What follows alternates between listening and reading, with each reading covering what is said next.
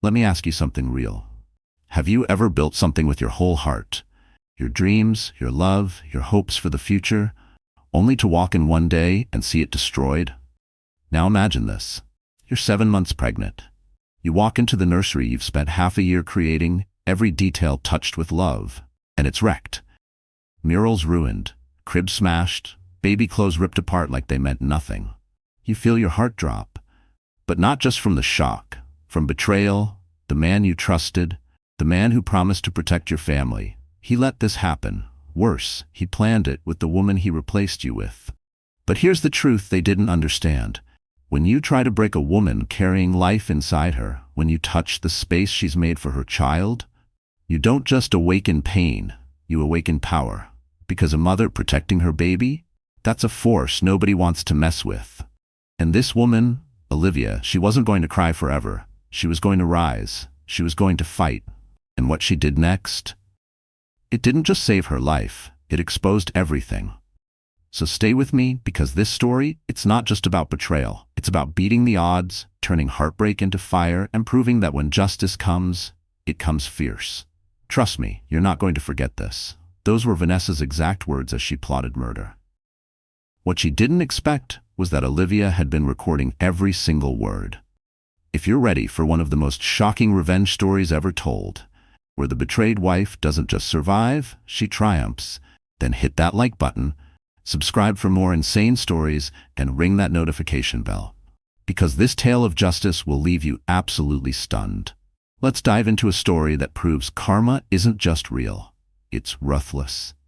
The late afternoon sun cast golden rays through the floor-to-ceiling windows of a luxury penthouse in downtown Seattle, illuminating what should have been the most beautiful room in the Morrison residence. Olivia Park Morrison stood in the nursery's doorway, the room she had spent 6 months lovingly creating, her hand resting protectively on her 7-month pregnant belly. Every inch of the space had been crafted with care.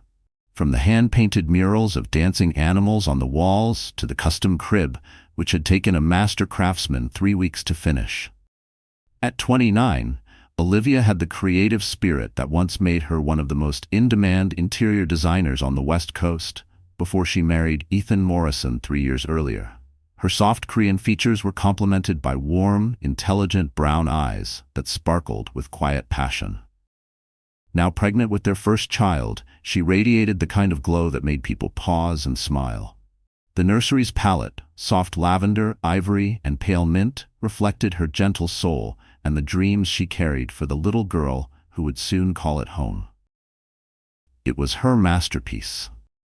Embroidered silk curtains with tiny stars framed the windows. An antique rocking chair sat beside the crib, where Olivia had spent countless evenings reading parenting books and picturing herself singing lullabies. The walls were covered in her own paintings, scenes of mothers cradling babies, whimsical forest picnics, and tiny adventurers under pastel skies. Ethan Morrison had built his fortune on children's dreams. At 36, he was the calculating, charismatic CEO of Tiny Eden, a luxury children's goods company valued at over $600 million. His stores spanned the U.S., offering everything from velvet bassinets to gold-trimmed bottle sets. Ethan had a tall, commanding presence that made people fall silent when he entered a room. Their life had once seemed like a dream. Weekend trips to Florence where he'd buy her rare children's books, surprise dinners in Kyoto, and heirloom jewelry gifted without occasion. The press dubbed them the Dream Duo, the gifted designer and the brilliant tycoon shaping the world of modern parenthood. But dreams, Olivia would soon learn, could turn into nightmares in just one afternoon. At 36, he was the brilliant and ruthless CEO of Tiny Eden, a luxury baby goods empire valued at over $600 million. His boutiques spanned the country, each one a sanctuary for elite parents seeking everything from gemstone-studded pacifiers to bassinets crafted from rare imported wood. Ethan was tall, sharply built, with the kind of commanding aura that could silence a room the moment he entered. Their life had played out like a fairy tale, whisked away weekends to Paris, where Ethan would surprise Olivia with antique baby garments from tucked-away ateliers, short getaways to Tokyo, selecting the softest silk for miniature kimonos, and diamond jewelry that sparkled almost as brightly as Olivia's smile when Ethan unveiled his next lavish gift. The press adored them. America's golden pair, they called them. The visionary designer and the entrepreneurial genius, crafting a world of luxury parenting together. But fairy tales, Olivia was about to discover, could turn into nightmares in the blink of an eye. The first crack in her perfect world appeared on a Tuesday evening in October. Ethan had been working late again, or so he said. These late nights had grown more frequent over the past few months, always explained away by mentions of the European launch or the final stages of their Southeast Asia expansion. Olivia had tried to be patient. She'd put her career on hold to focus on her pregnancy and preparing for motherhood. That evening, Ethan had left his laptop open on the kitchen island while he showered. Olivia hadn't planned to snoop, but a soft ding, an incoming email, caught her attention. She glanced over without thinking, then froze. The message was from Vanessa Ruiz, Tiny Eden's head of marketing. Olivia knew her well. A striking 26-year-old with cascading black hair, eyes like emerald glass, and the kind of figure that made people stop and stare. Vanessa was a star in the company, having grown their social media reach by 300% in just under a year. But it wasn't her credentials that stopped Olivia's breath. The subject line read simply, "Us." The preview said more. "Darling, I can't wait for you to leave that pregnant woman and start our real life together." With trembling fingers, Olivia opened the message. "Ethan, my love, I'm done hiding. I'm done pretending to care about your wife while she waddles around like this is some happy home. You told me you'd leave her after the baby came. But I want that now.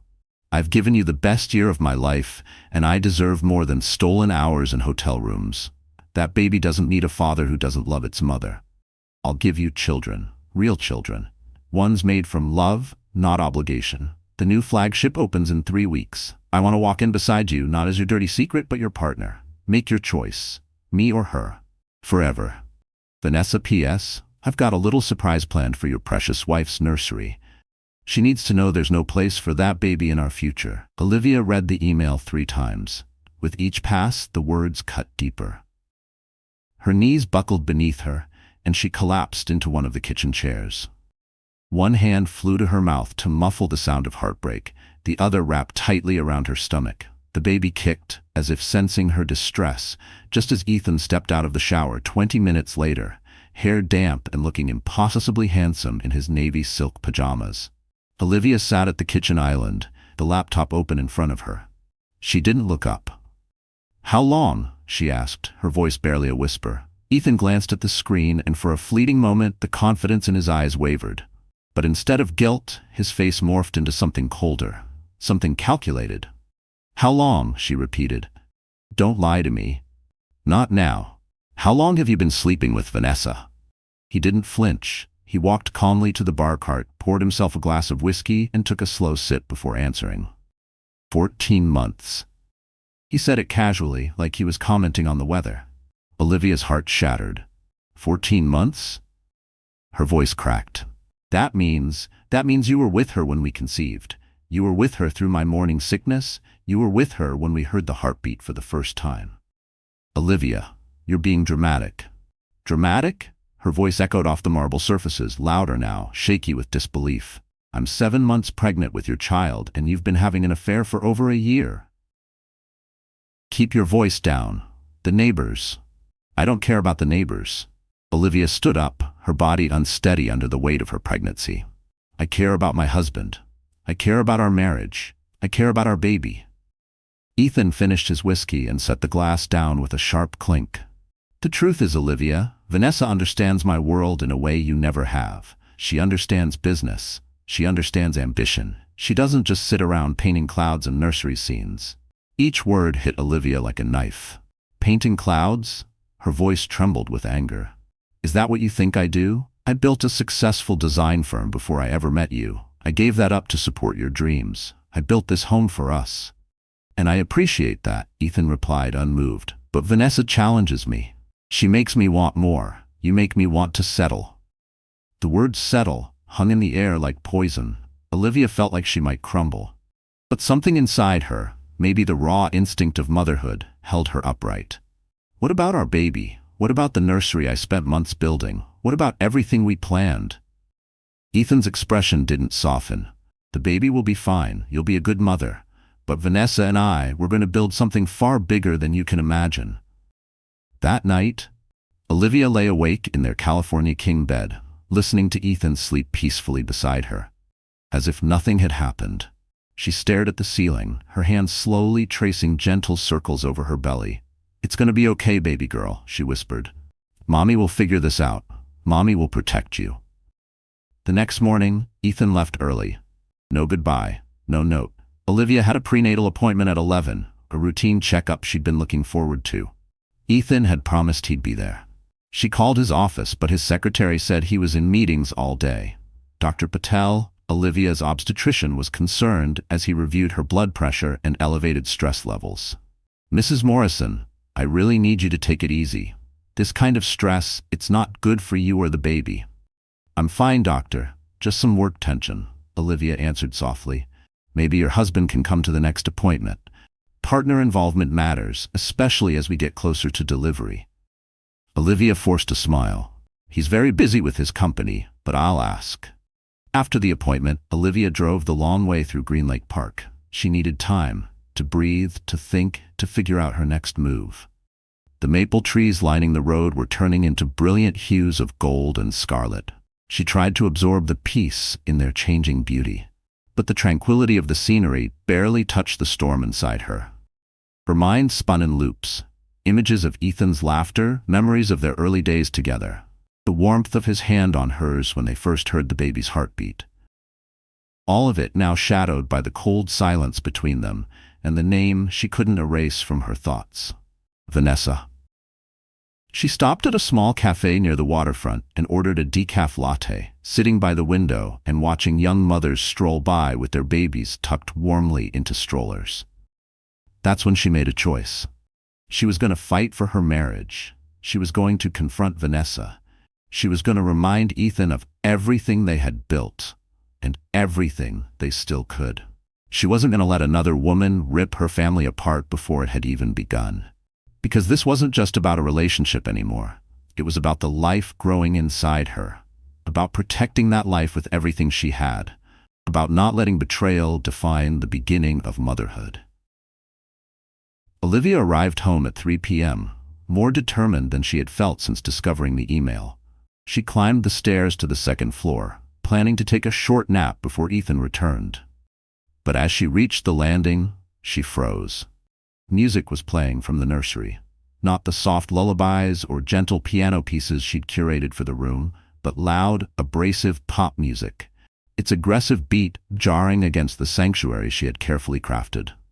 Her chest tightened. She had locked the nursery before leaving, a habit she'd formed because that room meant everything to her. Who could be inside? She stepped toward the nursery door, which now hung slightly ajar. She pushed it open and gasped. Vanessa Ruiz stood in the middle of the room. Beautiful, yes, but terrifying in a way that felt almost unearthly. She wore a tight black dress, sharp heels clicking with menace against the hardwood. Her jet-black hair spilled over her shoulders like a dark wave of poison. In her hand was a can of red paint. She was destroying everything. The murals Olivia had painted by hand were now smeared with crude, violent slashes. The word "unwanted" was scrawled in bold red strokes over the image of a mother holding her baby. The antique rocking chair was overturned, its embroidered cushions sliced open with what looked like a knife. Baby clothes were flung around the floor, shredded and soaked in paint. Olivia's breath caught. Every destroyed object was a piece of the future she had dreamed of. The violence in that room wasn't just vandalism, it was a declaration of war. But the worst moment came next. Olivia stood frozen as Vanessa picked up a hammer and swung it. It landed with a crack against the headboard of the custom crib, right where Olivia had carved tiny woodland animals into the wood. It splintered under the blow. "No!" Olivia cried, rushing into the room. "Stop, please stop!" Vanessa turned slowly, and her face twisted into a smirk of venomous satisfaction. "Oh look, the pregnant princess has returned." "Get out of my house!" Olivia shouted. "Get out of my baby's room." "Your baby's room?" Vanessa laughed, sharp and cruel. "Sweetheart, there's no place for your baby in Ethan's future. He's mine now. This whole house will be mine soon. Olivia looked around at the devastation, her hands trembling as she took in the scope of what Vanessa had done. 6 months of planning, of love, of dreams, obliterated in one violent afternoon. Every brushstroke she had painted, every piece of furniture she'd chosen with care, every lullaby she imagined singing, it was all in ruins. The nursery wasn't just a room, it was hope made tangible, and now it was a war zone. How could you do this? Olivia's voice cracked. How could you destroy something so innocent? Because I needed you to understand, Vanessa sneered. Ethan chose me. Not you. Not your cookie-cutter domestic fantasy. Me. She stepped closer, her stilettos crunching on the broken pieces of the handcrafted mobile that had once gently turned above the crib. He gave me a key to this place, she continued. Told me to come in and make myself comfortable. So I did. You're lying. Vanessa smirked. She reached into her designer purse and pulled out a gleaming set of keys, dangling them mockingly in front of Olivia's face. Am I? She taunted. These are real, sweetheart. Ethan gave them to me last week. She wasn't finished. Vanessa reached back into her purse with deliberate drama and pulled out a small black velvet box. She flipped it open to reveal a stunning diamond ring. Not an engagement ring, but something even more intimate. A push present. The kind husbands gave to mothers after childbirth. He bought this for me, Vanessa said smoothly, her voice dripping with false sweetness. For when I give birth to his real children, children who won't grow up knowing their father never loved their mother. The words landed like a knife. Olivia felt her knees weaken, the world tilting sideways. The air in the room turned thick, her chest aching from the weight of betrayal. She wanted to scream, to claw the ring from Vanessa's hand, to demand answers, but all she could do was hold on. Olivia swayed, her hand clutching the doorframe to keep from collapsing. Tears blurred her vision. You're not pregnant, she whispered. Not yet, Vanessa replied coolly, but I will be. As soon as Ethan divorces you and makes me his wife, we'll build our perfect family, the family he actually wants. As if summoned by the tension, footsteps echoed up the staircase. Ethan appeared in the doorway, and for a brief second, he looked genuinely shocked at the chaos in front of him. His gaze swept the room. The red-smeared walls, the wrecked furniture, Vanessa standing in the middle of the wreckage with paint on her hands, and Olivia, trembling and leaning against the wall, crying silently. Vanessa, what the hell did you do? I did what needed to be done, she replied, unbothered. I made it clear there's no space here for her, or her baby. Olivia turned to her husband, eyes desperate. This had to be the moment he saw the truth. The moment he finally realized who Vanessa really was. Instead, Ethan crossed the room and put an arm around Vanessa's waist. Olivia's breath stopped. Her heartbeat thundered in her ears.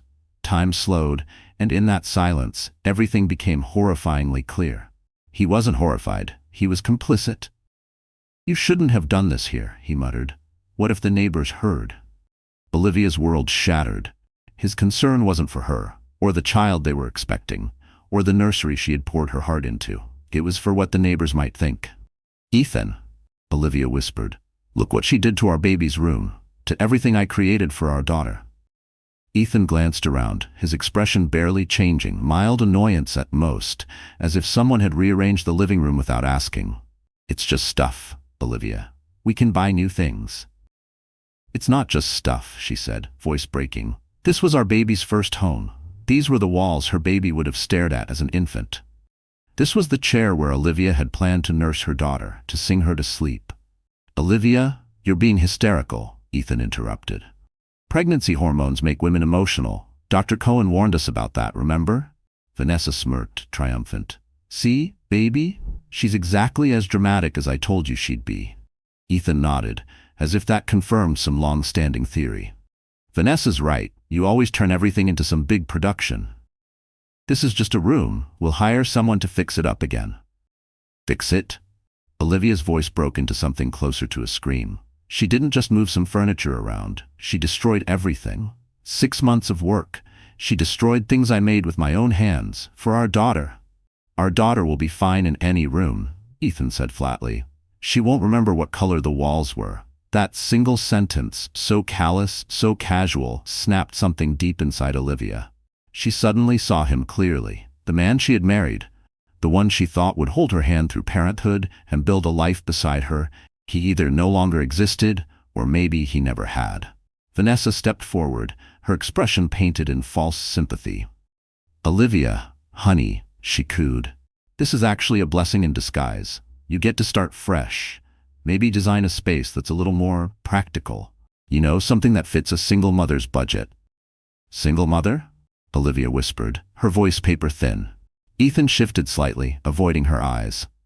"We need to talk about the future," he said. "About what's best for everyone." "What's best," Olivia replied, trembling with anger, "is for you to throw this woman out of our home, and remember that you have a wife and a baby on the way." "I have a company to run," Ethan said coldly. "Vanessa understands what's at stake. She's part of that world. You're just the woman who happened to get pregnant at a bad time." The words landed like punches. Olivia slid down the wall, lowering herself to the floor amid the destruction of everything she'd dreamed. She wrapped her arms around her belly, protective and small. Vanessa crouched down beside her, eyes gleaming with fake concern. "Oh, sweetie, don't cry. I'm sure you'll find someone, eventually. Someone more your speed." Then, with deliberate cruelty, she reached into her handbag and pulled out a photograph. She dropped it into Olivia's lap. It was an ultrasound image, just like the one Olivia kept in her journal. But this one had Vanessa's name printed on the top. "Surprise," she whispered, her voice sickeningly sweet. "I'm 6 weeks pregnant, with Ethan's baby, the child he actually wants." Olivia stared at the image, and in that moment everything fell into place. This wasn't just infidelity. It wasn't some passing mistake or a crisis of identity. This wasn't just betrayal. It was a hostile takeover of her home, her future, her identity.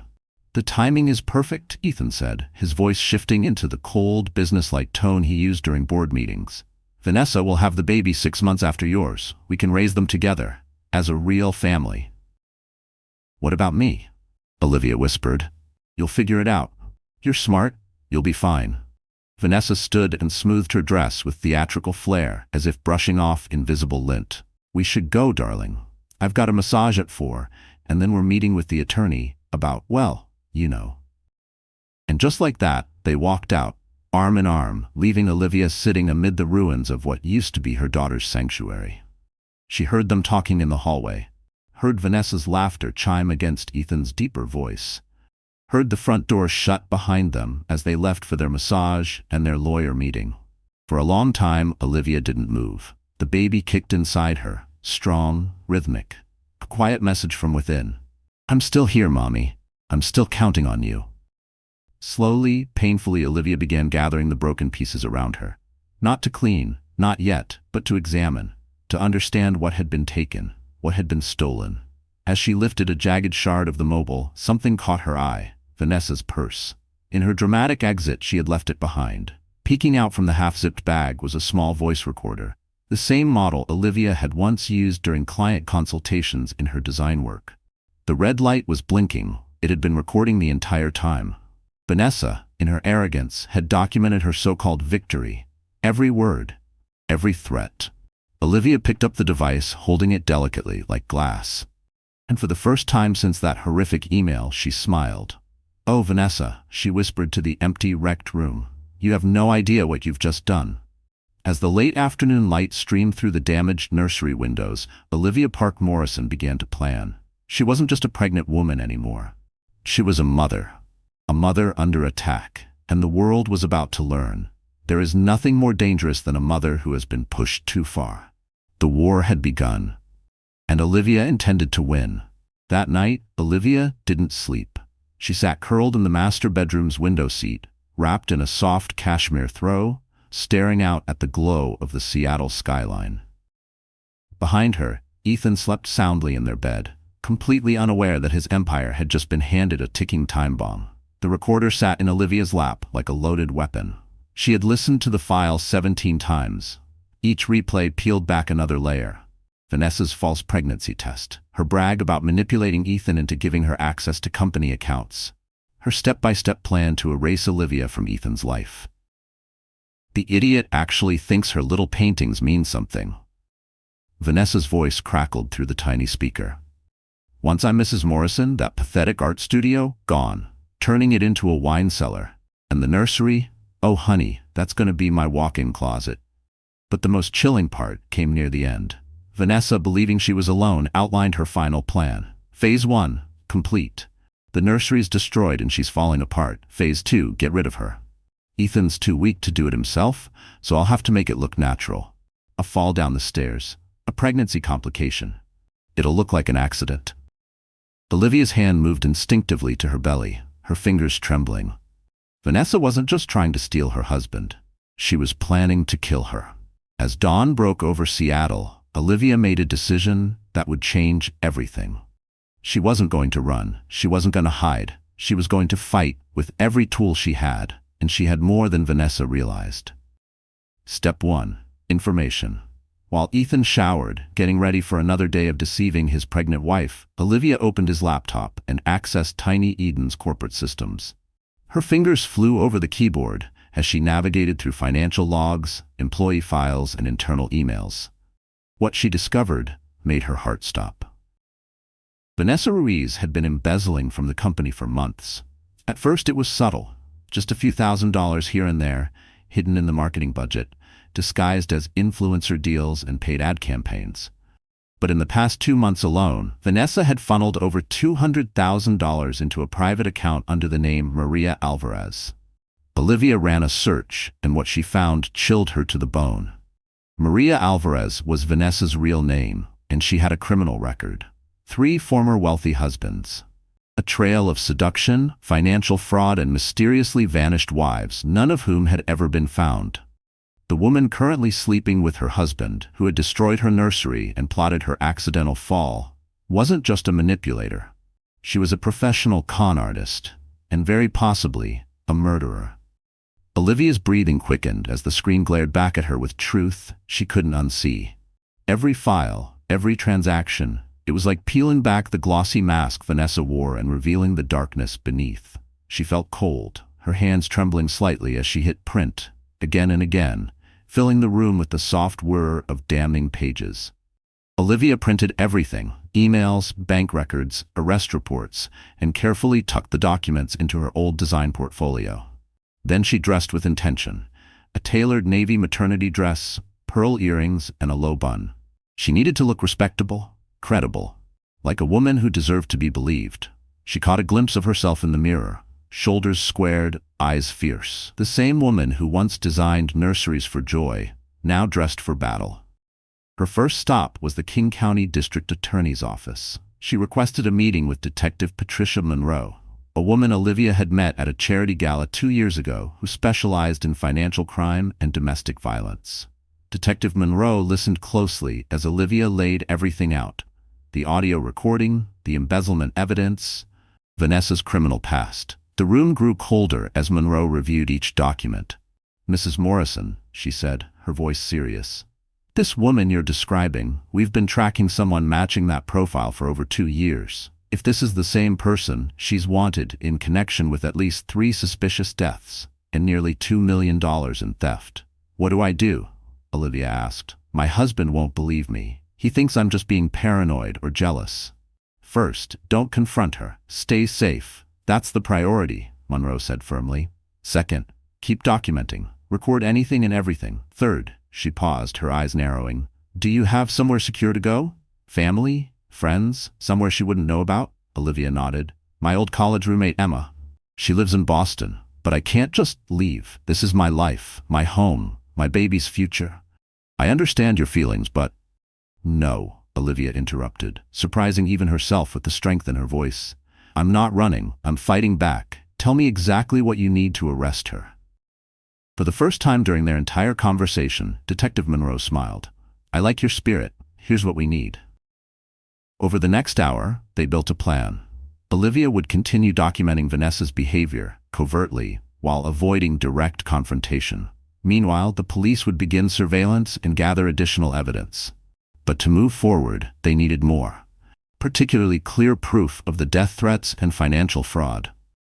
"There's one more thing," Monroe said as Olivia stood to leave. "Do you have any contacts in Vanessa's professional circle? Someone who might have seen something strange? Financial inconsistencies? Unusual behavior?"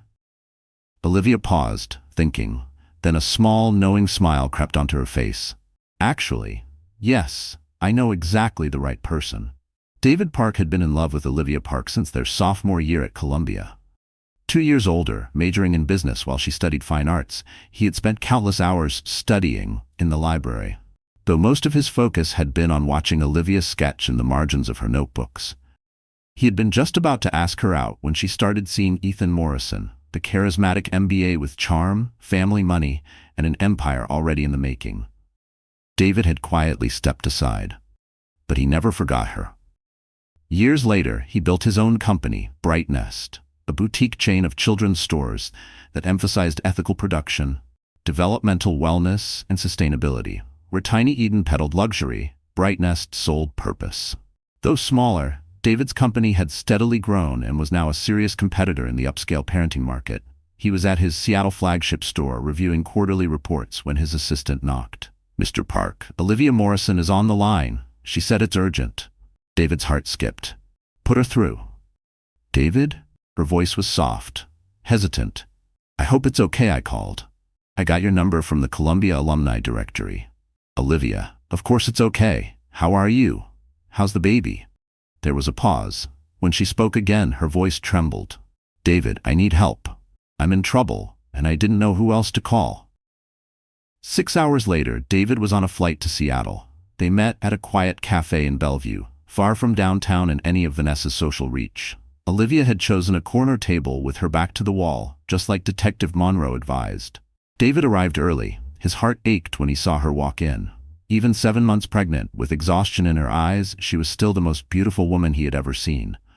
But there was something new about her, something harder, stronger, steel in her spine that hadn't been there in college. "Thank you for coming," Olivia said softly, settling into the chair across from him. "Tell me everything." And so she did. The affair, the nursery, Vanessa's real name, the threats, the embezzlement, the plan to kill her. She showed him files, played excerpts from the recording, watched his jaw tighten and his eyes darken with every new detail. "This woman," David finally said, voice low. "Vanessa, I've heard of her. She tried to poach 3 of my top team members last year," David said, his tone sharp, "with offers that sounded way too good to be real. We ran a background check, found some strange discrepancies, so we passed." "What kind of discrepancies?" Olivia asked. "Financial references that didn't check out, a suspicious gap in her employment history she couldn't explain." David leaned forward, eyes locked on hers.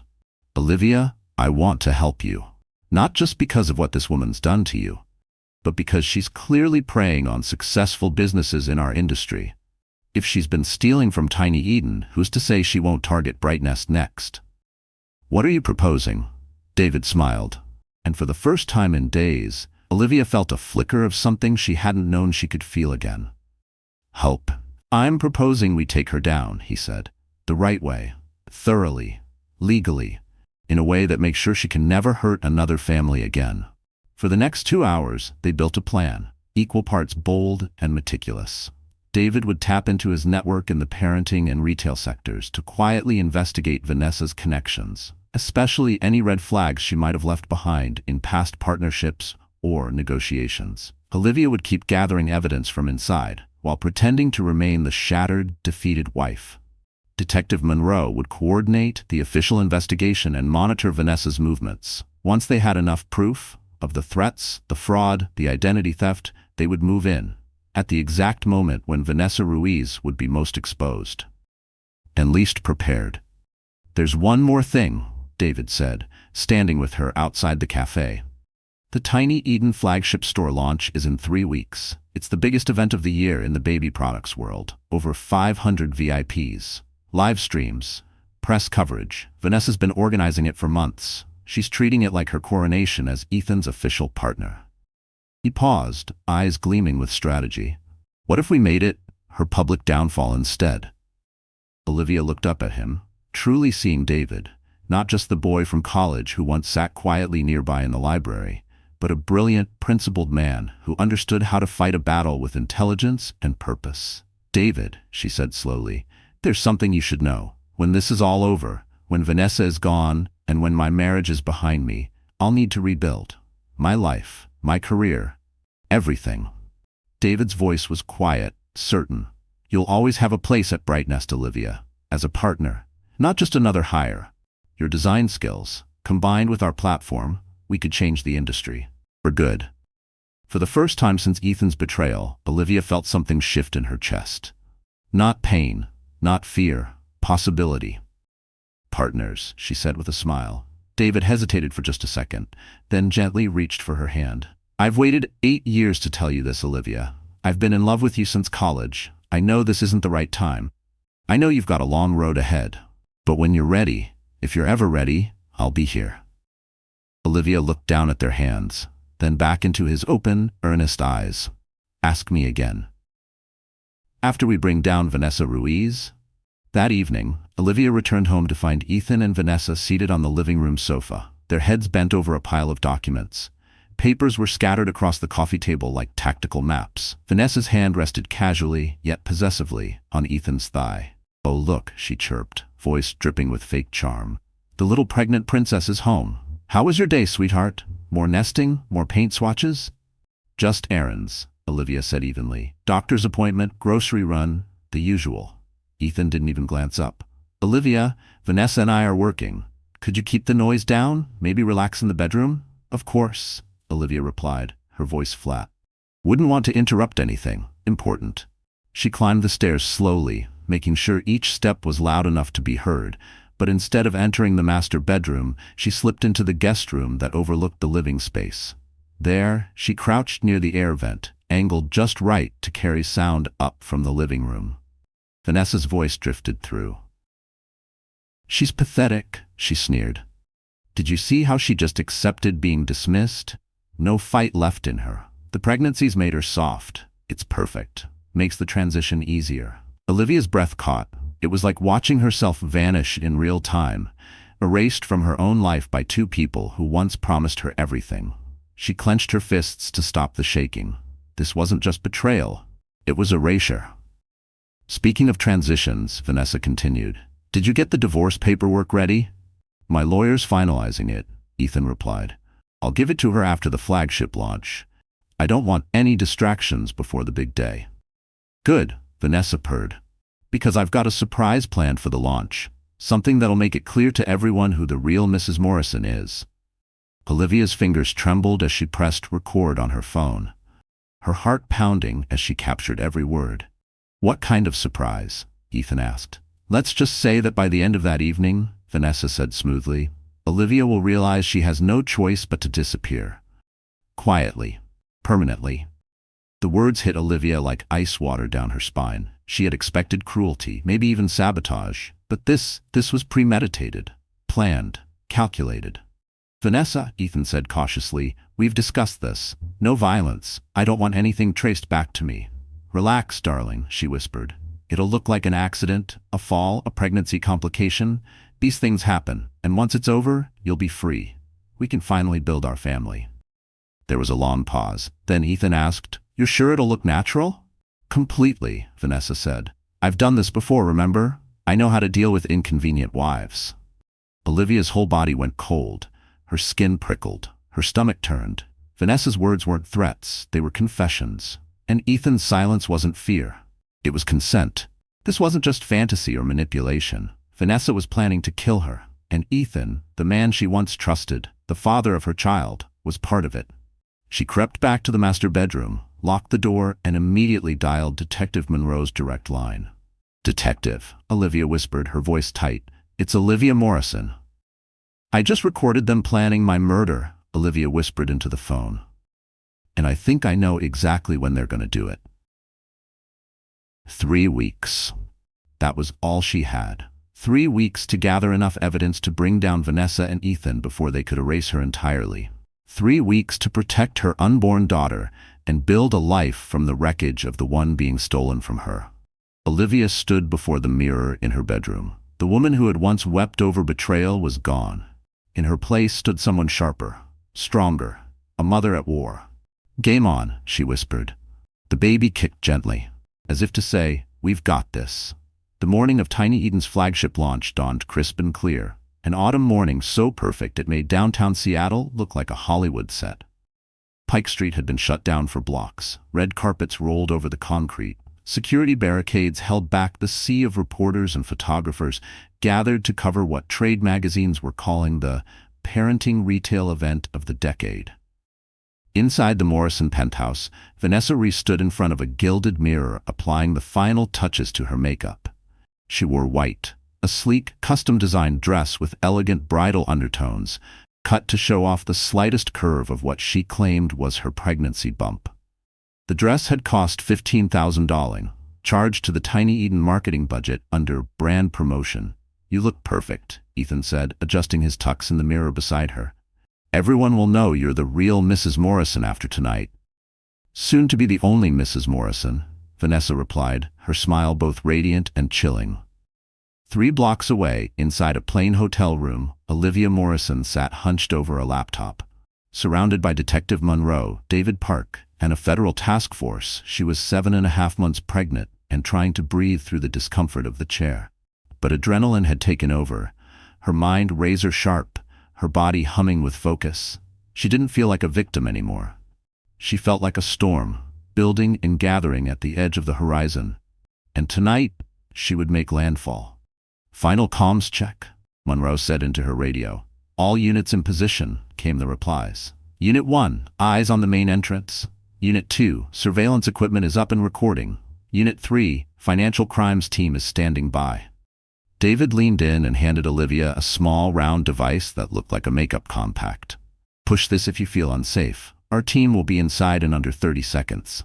Olivia nodded, her hands trembling slightly.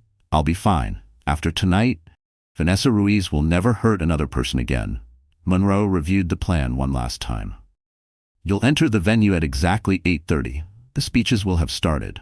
Vanessa and Ethan will be on stage, taking credit, posing for the cameras. That's your cue." "And the evidence?" Olivia asked. "All here," David said, holding up a sleek USB drive. Financial records, her criminal history, audio recordings of the murder plot, and the nursery destruction tape from the device she stupidly left behind. "When you plug this into the store's presentation system, it'll broadcast on every screen in the building and stream live to every media outlet covering the launch." Olivia took the drive with careful hands, holding it like a match about to ignite an empire. Olivia nodded. Her heart thudded in her chest as she ran through every detail, again and again. Everything had led to this moment. She had spent 3 weeks building to this. 3 weeks collecting evidence, coordinating with the FBI and local law enforcement, and preparing herself for the performance of her life. "There's just one more thing," David said quietly, as the agents finished checking her equipment. "About what happens after tonight. About us." Olivia turned to him. "I know it's not the right time," he said quickly. I need you to know, whatever happens, whatever you need, I'll be here, as a partner, as a friend, or," he hesitated, "or whatever you'll allow me to be." Olivia looked at the man who had flown across the country for her, who had risked his business, his reputation, who had quietly loved her for 8 years and never asked for anything in return. "Ask me again," she said softly, "tomorrow, when this is over." At exactly 8 p.m., the grand opening of Tiny Eden's flagship store began with theatrical flair. The 5-story retail palace just off downtown Seattle had been transformed into a fantasyland of childhood luxury, each floor designed to represent a phase of early development. Crystal chandeliers hung above bassinets fitted with organic silk sheets. A functioning carousel displayed the latest $3,000 strollers. Every wall featured towering images of smiling families, each one carefully curated, each one starring Ethan and Vanessa as the ultimate aspirational couple. The guest list was elite. Tech billionaires mingled with A-list actors. U.S. senators laughed beside haute couture designers. The press section overflowed with camera crews and journalists from every major outlet. All eyes turned to the grand staircase at precisely 8:15. Ethan Morrison appeared first, perfect in his tailored tux, descending with deliberate elegance. The crowd erupted in applause. Behind him, Vanessa emerged in white. Her gown flowed like a red carpet fantasy, her hand posed over her stomach, a gleaming image of maternal grace. Cameras snapped furiously as she smiled, waved, glided down the steps beside Ethan. "Ladies and gentlemen," Ethan said into the wireless mic, his voice smooth and confident. "Welcome to the future of parenting luxury. Welcome to tiny Eden Pike Street." The room applauded. Vanessa stepped to the mic and placed her hand delicately over her abdomen, a subtle nod to the baby she was supposedly carrying, and smiled for the cameras. "This store represents more than just innovation," she said in her soft, perfectly rehearsed voice. "It represents the dreams Ethan and I share for our growing family." "Soon," Vanessa said with glowing pride, "our very own little angel will play in these aisles, sleep in these cribs, and grow up surrounded by the kind of love and luxury every child deserves." The crowd responded with soft applause and knowing smiles. After months of rumors, tonight was confirmation. Ethan Morrison was leaving his pregnant wife for his younger, glamorous mistress. And this was their official unveiling as a power couple. "But before we continue," Ethan said smoothly, "I'd like to take a moment to thank someone very special. Vanessa Ruiz, my brilliant head of marketing, and the woman who made all of this possible." He turned toward her. "Vanessa, would you like to say a few words about our future?" Vanessa stepped forward, her entire being radiating victory. Her smile glittered beneath the lights as she leaned toward the mic. "Thank you all for joining us on this incredible night," she said. "Ethan and I aren't just building a brand, we're building a family legacy, one that will last generations." She paused, then added in a voice just sharp enough to cut glass. "And I want to be very clear. There's no room in our future for anyone who doesn't share our vision, our values, or our commitment to excellence." Everyone understood the message. The former Mrs. Morrison had just been officially erased. But Vanessa wasn't finished. "Some people might try to drag us backward, to cling to the past with jealousy and manipulation. But Ethan and I, we're moving forward, no matter what or who stands in our way." She placed a hand over her stomach and paused for effect. "In fact, I have an announcement. Ethan and I—" "Excuse me." The voice came from the back of the room, calm, clear, and perfectly audible through the flawless acoustics of the flagship store. Cameras turned, gasps rose from the crowd. Olivia Morrison stood framed in the doorway, backlit by the warm lights of Pike Street. She wore a deep navy silk maternity gown that highlighted, rather than concealed, her 8-month pregnancy. Her hair was pulled back into a sleek twist, and in her hand she held a slim silver USB drive. She was not the shattered, discarded woman Vanessa had expected. She was glowing, calm, and very much still present. "I'm sorry to interrupt," Olivia said, stepping into the room. The crowd parted instinctively, making way for her as she moved toward the stage. "But I think there are a few things these lovely people deserve to know before they get too caught up in the celebration." Ethan's face drained of color. Vanessa's polished smile faltered, just slightly, before snapping back into place. "Oh, Olivia," Ethan stammered into the mic, working to sound composed. "This is a private event," Ethan snapped. "You weren't invited." "I'm your wife, Ethan," Olivia replied evenly, "and this is my store too, at least according to the corporate documentation I've reviewed." She had reached the base of the grand staircase now, standing beneath the spotlight. Every camera in the room was turned toward the stage and her. "I think your guests deserve to know the truth," Olivia said, "about what they're really celebrating tonight." Vanessa stepped up to the mic, faced the picture of sympathetic concern. "Everyone, please, try to understand," she cooed.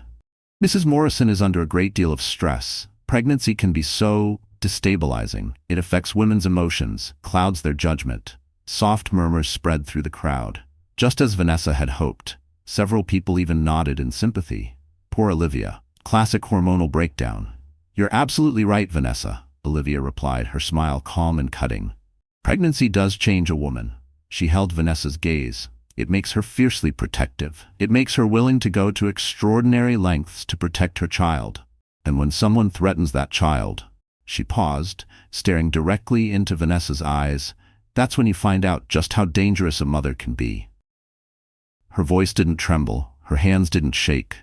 This wasn't fear speaking, it was justice, sharpened by heartbreak and forged in fire.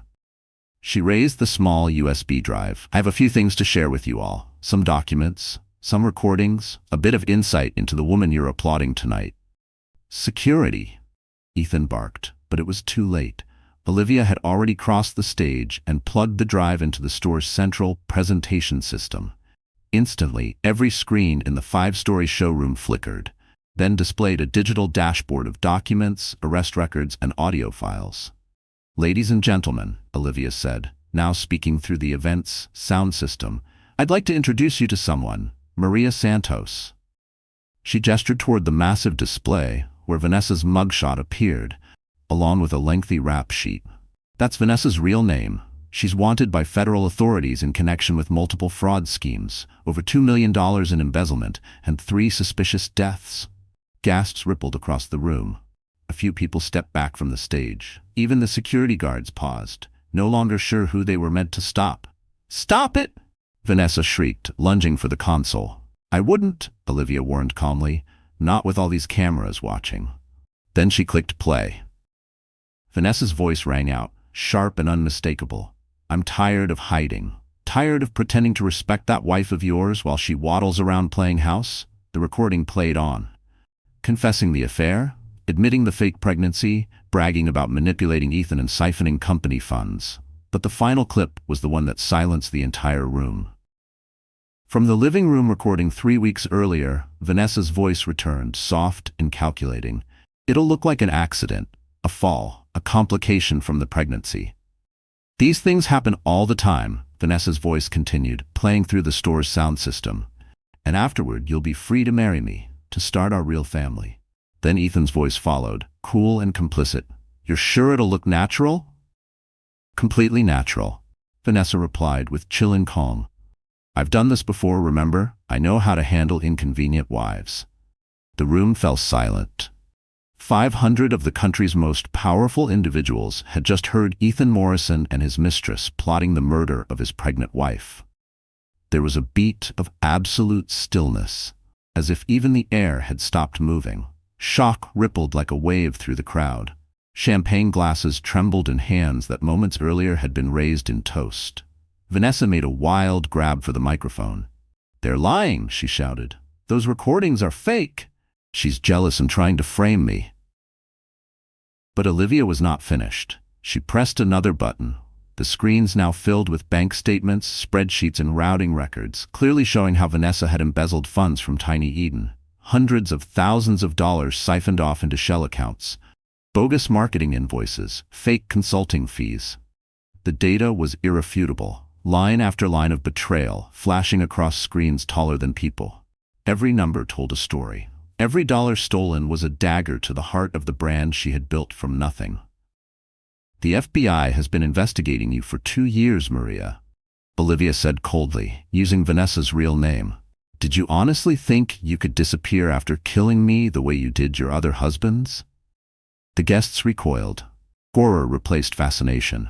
Reporters began shouting into phones. Photographers captured every detail. Hashtags started trending across every social media platform. Tiny Eden scandal, pregnant wife uncovers murder, justice in silk. Ethan stepped forward, trying to regain control.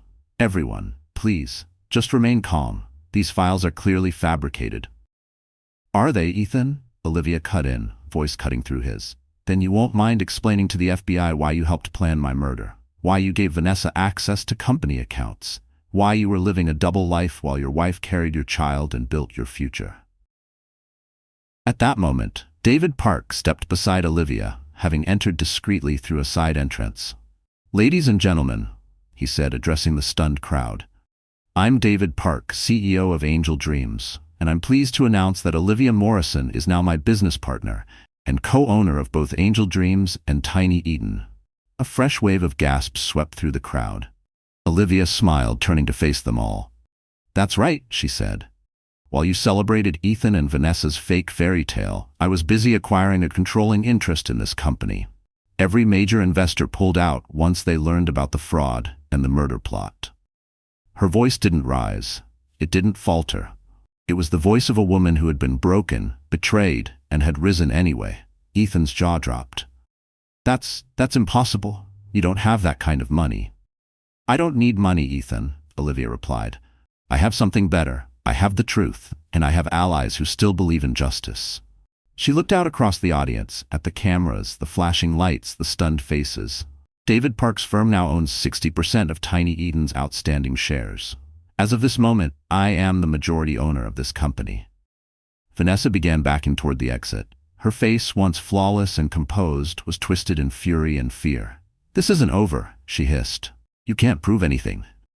"FBI," a voice thundered. "Everyone remain where you are." Federal agents swarmed into the store from every entrance, guns drawn, badges displayed. Detective Patricia Morrison appeared beside the grand staircase, lifting a bullhorn. "Maria Santos, also known as Vanessa Ruiz, you are under arrest for conspiracy to commit murder, wire fraud, embezzlement, and violations of federal racketeering laws." Vanessa bolted, but she never made it. Agents tackled her just feet from the exit. Her white designer dress ripped as she screamed and thrashed against the cuffs. And then Detective Morrison turned to the man who had once been Olivia's husband. "Ethan Morrison." "You are also under arrest," Detective Morrison announced, turning toward Ethan, "as an accessory to conspiracy to commit murder and a co-conspirator in the financial crimes committed against Tiny Eden Corporation." Ethan stood frozen on the staircase, eyes wide, disbelief overtaking his polished exterior. "This can't be happening," he stammered. "I'm Ethan Morrison. I'm a respected businessman." "You're a man who plotted to kill his pregnant wife," Morrison replied coolly, snapping handcuffs over his wrists. "Respect is something you threw away." The click of the cuffs echoed louder than the music ever had. And in that moment, the man who once commanded boardrooms stood stripped of power, of title, of illusion. As Ethan and Vanessa were led away by federal agents, the room remained silent for a moment. Then, from somewhere in the crowd, a single person began to clap. Then another. Within seconds, the entire store filled with thunderous applause. A full standing ovation from over 500 guests as flashbulbs captured the moment. Olivia Morrison stood on the grand staircase, one hand on her belly, the other in David's hand. Her baby kicked strongly, as if sensing their victory. The warmth of that small movement grounded her. It was a signal, not just of life, but of strength. Of everything they had overcome. "Ladies and gentlemen," Olivia said into the microphone, her voice steady and strong, "Tiny Eden will continue under new management." Cheers erupted. "We will be implementing policies based on real family values, honesty, and care for both children and parents. And we will be donating Ethan Morrison's personal profits from the past year to nonprofits supporting survivors of domestic violence." More applause. David stepped forward to the microphone. "Angel Dreams and Tiny Eden will merge to form the largest and most ethical children's retailer in North America." He smiled at Olivia. "Our first initiative, the New Beginnings program, providing training, resources, and safe housing for women escaping abusive relationships." Each word he spoke felt like bricks being laid for a new foundation. This wasn't just business, it was restoration. Of trust, of safety, of dignity for women who had been where Olivia had once stood. As applause swelled, Olivia felt another strong kick from her daughter. She smiled softly. Her little girl would never grow up in fear. She would inherit something far greater than wealth. She would inherit a legacy built on truth, compassion, and a mother's unyielding love. The nursery that had once been reduced to wreckage, it had become something more. The empire that had been built on deception was gone, and in its place, a new future was rising. Ethan Morrison and Vanessa Ruiz were taken into federal custody. Their empire? Gone. Their reputations? Shattered. And Olivia? She stood victorious, not just as a betrayed wife, but as a mother, a leader, and a symbol of everything justice could be when the truth finally came to light. 6 months later, sunlight poured into the floor-to-ceiling windows of the new Tiny Eden and Angel Dreams headquarters in downtown Seattle. Golden light bathed the sleek nursery suite where Olivia Morrison Park sat in a rocking chair, gently swaying back and forth. In her arms, 3-month-old Emma Grace slept peacefully. The room around them was serene, elegant, warm, and more beautiful than the nursery Vanessa had tried to destroy. Because this one had been built not just with love, but with victory. Instead of being tucked away in a private home, it now stood proudly on the executive floor of the merged headquarters. A symbol that mothers belonged in boardrooms and children weren't roadblocks to success. They were the very reason for it. Baby Grace was flawless in the way only babies could be. Curious eyes, soft smiles, and a presence that made every adult instinctively calmer. She had Olivia's fine features and David's composed demeanor, and right now, she was fixated on the handcrafted mobile of tiny stars and moons spinning slowly above her crib. It had been made by the same artisan who created the original, but this version was even more exquisite. The mobile spun gently, catching the soft morning light. Each golden thread shimmered like possibility, reminding Olivia how far they'd come from the nursery that had once been torn apart. "Good morning, little light," Olivia whispered as she gently brushed back Grace's dark hair. "Today's a big day. Today, your parents get to show the world what we've built together." The transformation of both Tiny Eden and Angel Dreams had been nothing short of revolutionary. Within 3 months of Ethan's arrest, the newly merged company had surged to become the most innovative and profitable children's brand in North America. The integration had eliminated waste, fused the strongest parts of both brands, and cultivated a corporate culture built on ethics and bold thinking. Olivia had proven herself an exceptional CEO. Her artistic insight, paired with David's strategic expertise, had reimagined everything from product lines to in-store experiences. They launched a sustainable nursery furniture collection that sold out weekly, and their New Beginnings initiative had already helped more than 500 women escape abusive relationships and find fulfilling work. The stock price had tripled. But more than the numbers, Olivia had built the life she had once only dreamed about. She had married David in a small, joyful ceremony at the Seattle Arboretum, with baby Grace as their flower girl, carried, of course, by David's sister. Now they lived in a penthouse overlooking Green Lake Park, with Grace's nursery offering views of trees, sunshine, and the laughter of children playing below.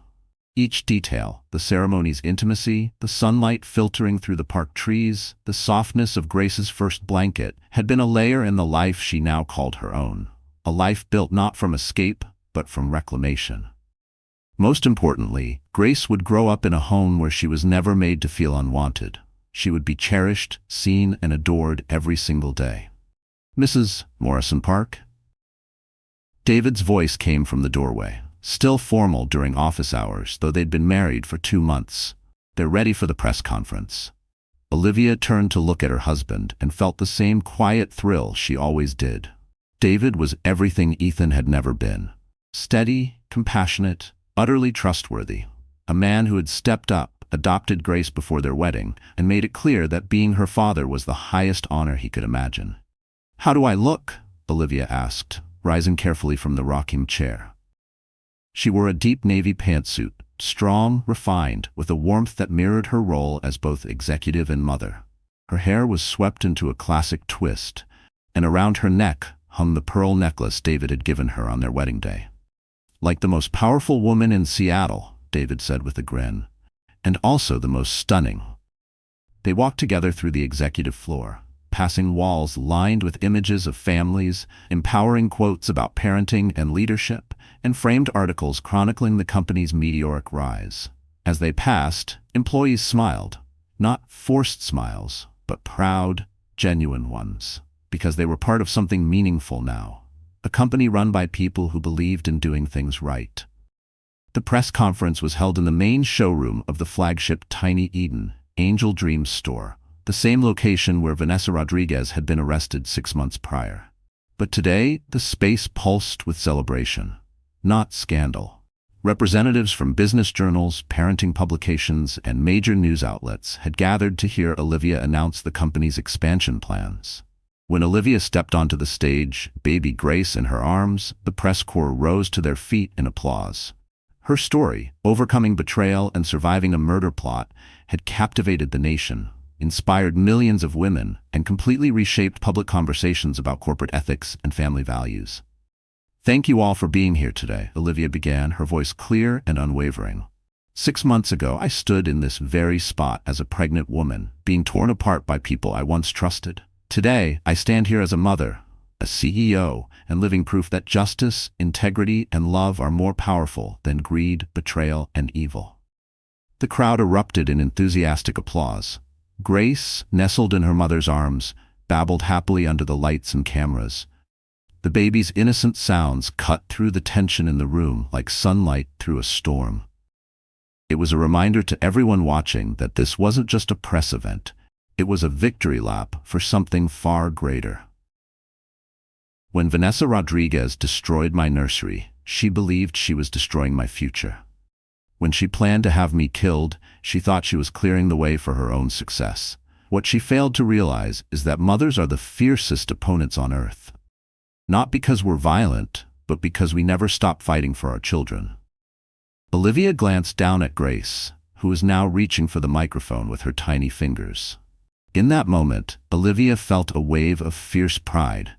Her daughter would grow up knowing that her mother never gave in to fear, never bowed to injustice, that her life had been protected by resolve, not revenge. This little girl will grow up in a world where corporations are held accountable for their actions, where family values matter more than profit margins, and where women are empowered to build empires while raising children. She'll inherit a business founded on her mother's refusal to tolerate injustice. David stepped onto the stage, placing a supportive arm around his wife and daughter. Today, David said, we're announcing the opening of 50 new Tiny Eden Angel Dream stores across North America. Each location will include childcare for employees, a community space for new mothers, and donation centers for families in need. We're proving that business success and social responsibility aren't just compatible. A reporter raised her hand. Mrs. Sterling Park, what would you say to women facing similar circumstances? Betrayal, abuse, threats. Olivia took a moment to reflect before responding with conviction. I would tell them they are stronger than they believe, that they deserve better than what they're currently accepting, and that there are people, real people, who will fight alongside them. Her voice held the quiet, unshakable confidence of someone who had walked through fire and come out forged. This wasn't just advice. It was a promise. Tôi muốn nói với họ rằng, công lý có thể không đến nhanh, nhưng nếu bạn kiên định và thông minh trong cách theo đuổi, nó sẽ đến, Olivia nói, rồi dừng lại một nhịp, nhìn thẳng vào các ống kính đang phát trực tiếp đến hàng triệu người trên khắp thế giới. Quan trọng hơn hết, tôi muốn nhắn nhủ rằng, sống sót sau sự phản bội là chưa đủ. Bạn phải vươn lên rực rỡ sau đó. Bạn phải xây dựng điều gì đó thật đẹp, thật thành công và thật ý nghĩa, đến mức những kẻ từng muốn hủy hoại bạn phải nhận ra rằng họ chỉ khiến bạn mạnh mẽ hơn. Một phóng viên khác cất tiếng. Bà có liên lạc gì với chồng cũ hay Vanessa Rodriguez kể từ khi họ bị bắt không? Marcus và Vanessa, hay đúng hơn là Maria Santos, đều đang thụ án dài hạn tại nhà tù liên bang, Olivia trả lời. Giọng cô điềm tĩnh, chuyên nghiệp, không chút cảm xúc. Marcus bị kết án 25 năm tù vì âm mưu giết người, gian lận và hoạt động có tổ chức. Maria Santos bị kết án tù chung thân không ân xá vì tội giết người, âm mưu giết người, lừa đảo và điều hành một đường dây tội phạm. Tôi nhận được một lá thư từ Marcus khoảng một tháng sau khi Grace chào đời. Anh ta xin lỗi vì tất cả và nói hy vọng con bé sẽ mạnh mẽ như mẹ nó. Tôi không hồi âm. Tôi và con gái đã bước tiếp. Chúng tôi không có ý định quay đầu nhìn lại. Một nữ phóng viên trẻ tuổi giơ tay. Bà có lời khuyên gì dành cho những phụ nữ trẻ, muốn vừa có sự nghiệp thành công, vừa có gia đình? Olivia mỉm cười, hôn nhẹ lên trên trán bé Grace. Tôi muốn nói với họ rằng, không chỉ có thể, mà còn rất quyền lực. Làm mẹ không khiến bạn yếu đi, mất tập trung hay kém tài năng trong kinh doanh. Nó khiến bạn mạnh mẽ hơn, tập trung hơn và không thể bị ngăn cản. Khi bạn xây dựng điều gì đó vì con mình, khi bạn tạo ra một thế giới tốt đẹp hơn để con thừa hưởng, sẽ không có giới hạn nào cho những gì bạn có thể đạt được. Buổi họp báo kết thúc trong tiếng vỗ tay vang dội. Khi phóng viên rời khỏi hội trường để viết bài, Olivia và David quay trở lại văn phòng cùng bé Grace. Cô bé bắt đầu buồn ngủ. Olivia ôm con vào phòng Nursery trong tầng điều hành, ngồi vào chiếc ghế bập bênh quen thuộc, trong khi David kiểm tra lịch họp chiều. Cuộc họp hội đồng lúc 3 giờ, anh nói, ngồi xuống tay vịn ghế bập bênh. Nhóm kiến trúc muốn trình bày thiết kế cửa hàng flagship ở Chicago lúc 4 giờ, và bữa tối với nhà đầu tư từ dự án mở rộng London lúc 7 giờ. Olivia khẽ đáp, mắt vẫn dõi theo Grace đang lim dim ngủ. Và đâu đó trong những khoảng trống đó, em cần hút sữa, xem báo cáo quý và duyệt chiến dịch quảng cáo mới. Em biết không, David nói nhỏ, hồi còn đại học, lúc anh ngồi thư viện nhìn em vẽ, anh không bao giờ tưởng tượng được rằng một ngày nào đó, chúng ta sẽ điều hành một công ty cùng nhau và cùng nuôi dạy một đứa trẻ. Changing the world together, Lily looked up at him with eyes full of love and contentment. Ask me again.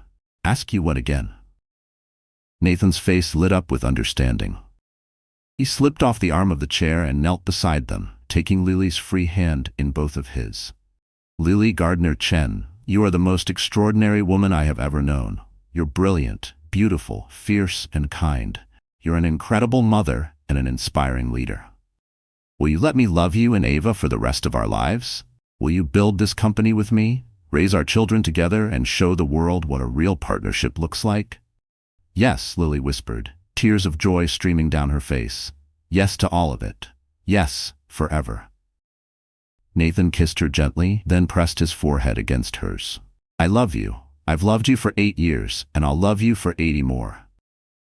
Ava stirred in her mother's arms, opening her eyes and looking up at the two people who loved her most in the world.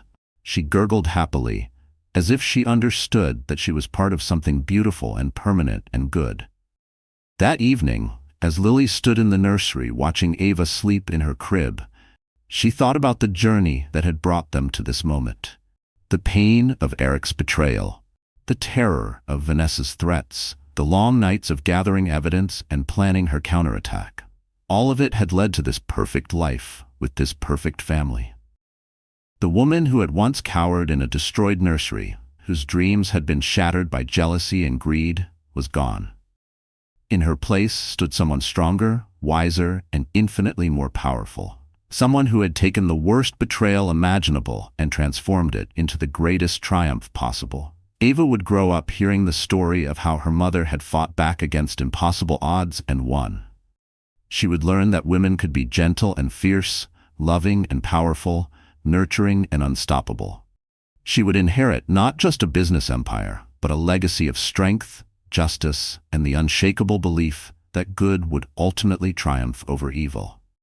As Lily turned off the nursery lights and headed to her bedroom where Nathan was waiting for her, she smiled at the irony of it all. Vanessa Monroe had thought she was destroying Lily's future when she ruined that first nursery. Instead, she had awakened a sleeping giant. And now the whole world knew exactly what happened when someone was foolish enough to threaten a mother's child. They lost everything, and the mother won it all.